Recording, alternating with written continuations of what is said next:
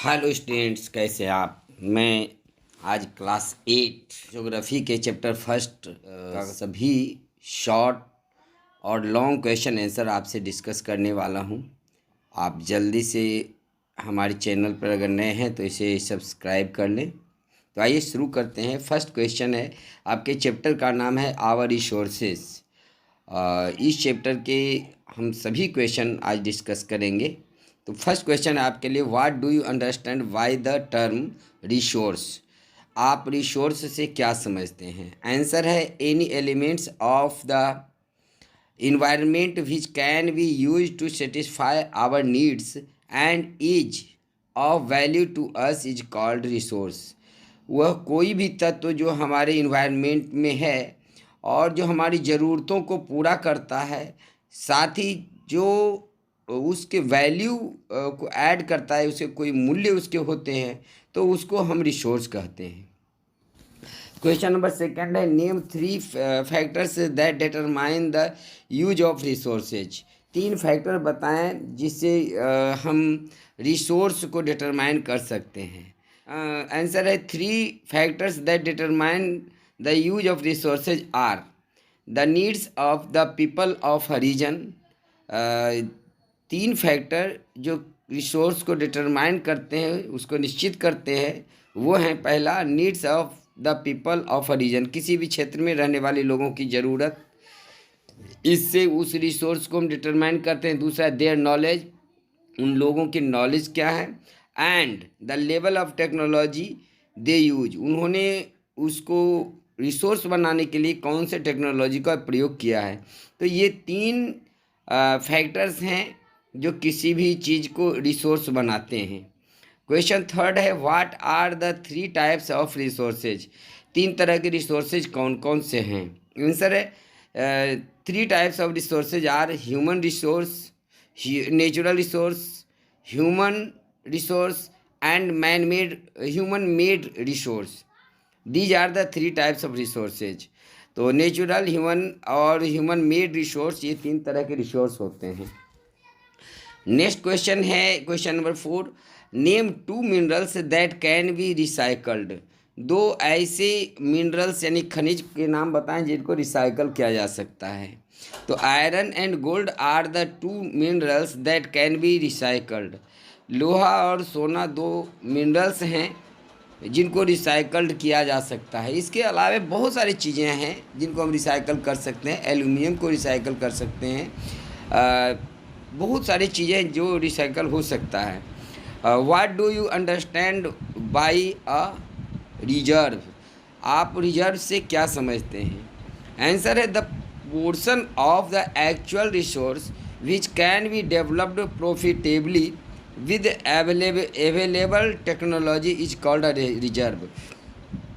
वह वास्तविक संसाधन जिसको लाभदायक स्थितियों में डेवलप किया जा सकता है, उपलब्ध टेक्नोलॉजी के माध्यम से, उसको रिजर्व कहा जाता है। Mention the factors on with productivity of a resource depends. उन फैक्टर को मेंशन करें जिस पर किसी भी चीज़ के रिसोर्स के प्रोडक्टिविटी डिपेंड करता है। आंसर है productivity depends on level of technology used, the law and order situation, the political and social institutions and infrastructure available. किसी भी चीज़ के प्रोडक्टिविटी यानी उत्पादकता, वहाँ उपलब्ध टेक्नोलॉजी जिसका उपयोग किया जाता है, कानून व्यवस्था की स्थिति, राजनीतिक और सामाजिक संस्थाएं और इंफ्रास्ट्रक्चर जो उपलब्ध होता है उस पर निर्भर करता है। तो ये छोटे बहुत ही शॉर्ट आंसर टाइप क्वेश्चंस हैं। अब हम कुछ short answer type questions discuss करेंगे जिसका आंसर 50-70 वर्ड में हो सकता है अधिकतम। तो आइए शुरू करते हैं। क्वेश्चन फर्स्ट है, classify resources on the basis of their origin, give examples. Origin के आधार पर, यानी जहाँ से वो निकलता है उसके आधार पर रिसोर्स कितने तरह के होते हैं। तो आंसर है on the basis of their origin natural resources can be classified as biotic and abiotic.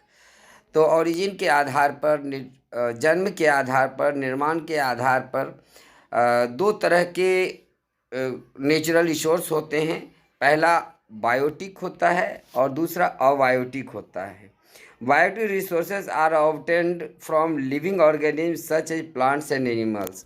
Biotic resource जो होते हैं वह पेड़ पौधे और एनिमल से प्राप्त होते हैं, जबकि abiotic resources are found from the non living और physical environment such as air, water, soil and land etcetera.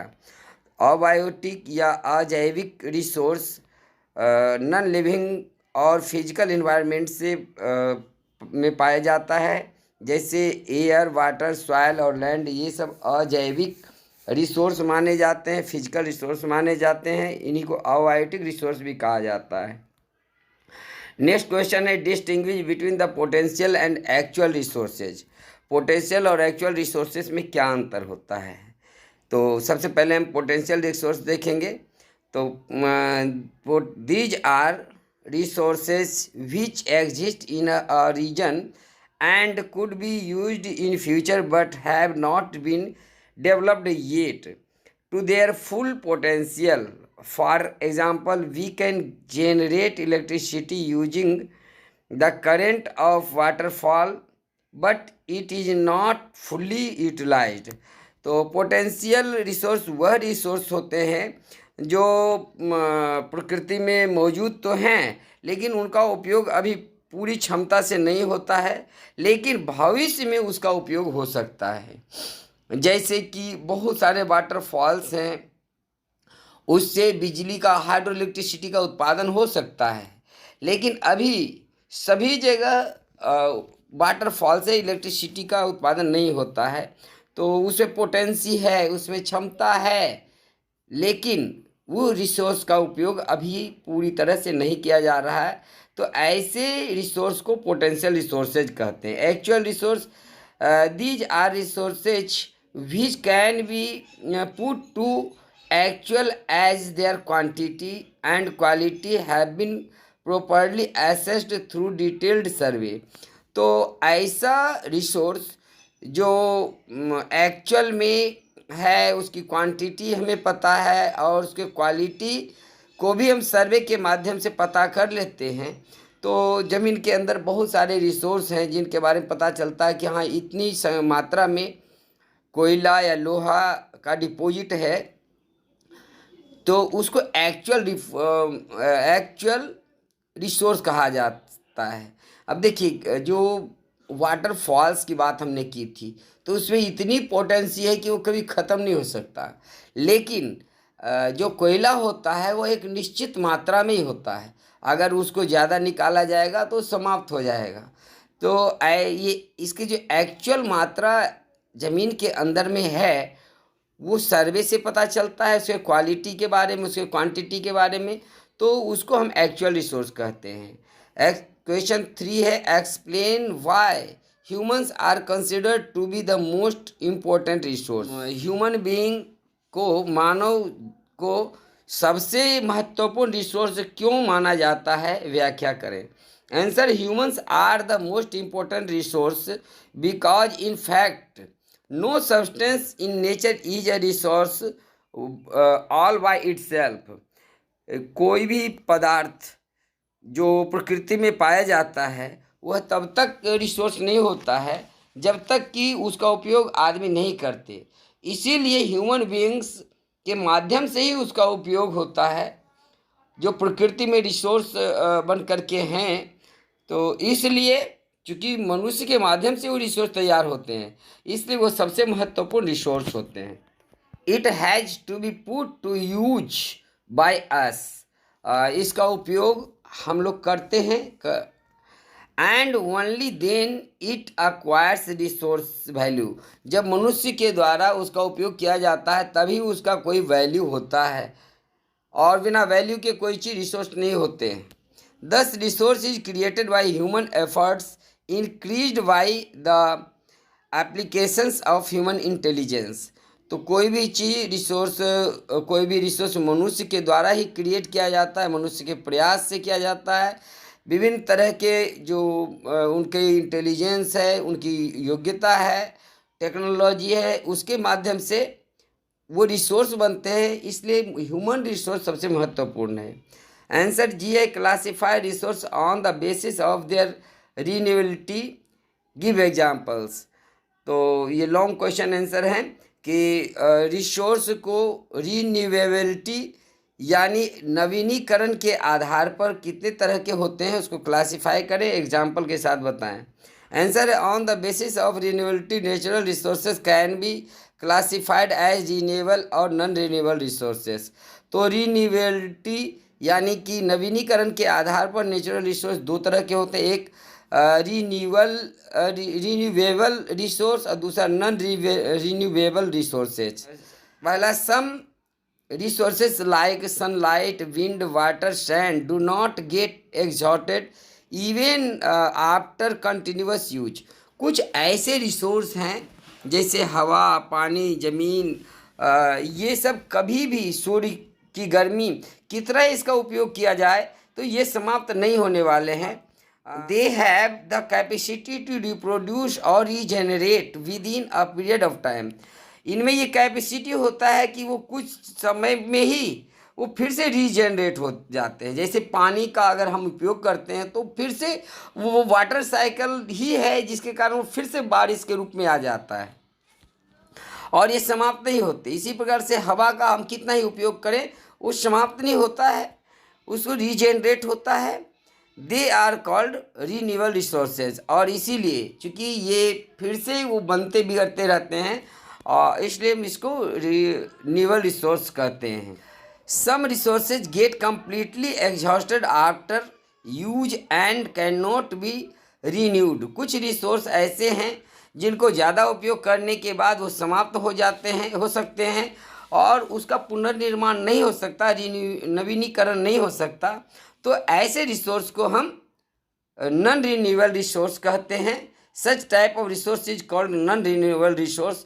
इस तरह के रिसोर्स को हम नॉन रिन्यूएबल रिसोर्स कहते हैं। Such as coal, petroleum and natural gas.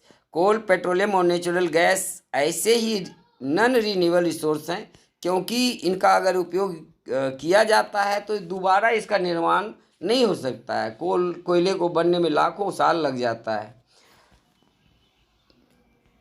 Next और लास्ट क्वेश्चन आपके लिए, what do you mean by the sustainable development, what is its importance and how can we achieve it. जो sustainable development है वो क्या होता है, what is its importance and how can we achieve it, ये इसका क्या महत्व है और इसको हम कैसे अचीव कर सकते हैं। आंसर है, sustainable development means development that take place without damaging the environment and which meets the needs of the present as well as preserve the resources for the future generation। तो sustainable development या सतत विकास ऐसे विकास को कहते हैं जिसमें कि प्रकृति को बिना, एनवायरनमेंट को बिना क्षति पहुंचाए हुए ज़रूरतों को पूरा किया जाता है, वर्तमान के ज़रूरतों को पूरा किया जाता है और भविष्य के लिए भी प्रिजर्व किया जाता है, उसको संरक्षित किया जाता है जो फ्यूचर जनरेशन है उनके लिए। The future of the earth therefore depend on how judiciously we use our natural resources। तो जो फ्यूचर धरती का है, भविष्य जो है वो इस बात पर डिपेंड करता है कि हम कितने न्यायपूर्ण ढंग से इस नेचुरल रिसोर्स का प्रयोग करते हैं। So that present rate of the development, ताकि उसका डेवलपमेंट हो सके। तो ये कुछ जो थे महत्वपूर्ण question answer chapter first geography class 8 के थे और इसे आप नोट कर सकते हैं। आपके लिए मैं और भी वीडियो लाता रहूँगा। आप चैनल पर बने रहें। अगर आप चैनल पर नए हैं तो इसको सब्सक्राइब कर लें और अपना सुझाव भी कमेंट बॉक्स में दे सकते हैं। Thanks for watching. Have a good day.